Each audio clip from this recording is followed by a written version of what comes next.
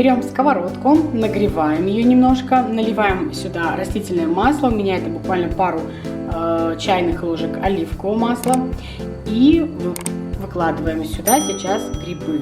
Где-то ждем пару минут, пока наши грибы выпустят лишнюю влагу.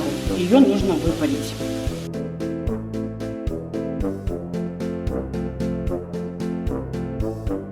Буквально 5 минут прошло, смотрите, они такие уже зажаристые и без воды лишней. Сейчас я еще немножечко вот так посолю и добавляем крупно порезанную луковицу. Можно добавить немножко масла, если его маловато. Я буквально капельку еще капнула. И вот так вот будем доводить луковицу до такого золотистого красивого цвета.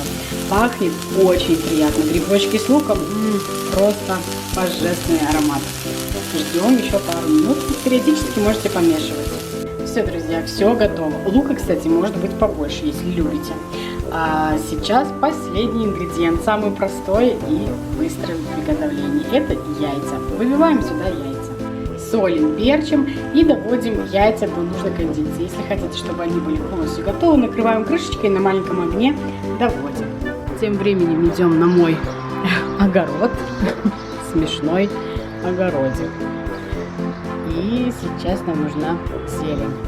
Посыпаем зеленушкой, и вот такой простой, быстрый, белковый, очень питательный завтрак готов. Надеюсь, вам он понравился, и вы обязательно его попробуйте, хотя я уверена, что вы уже так готовили. Но я напомню. На этом заканчиваю. Всего вам хорошего, приятного аппетита, будьте здоровы и счастливы. Пока-пока.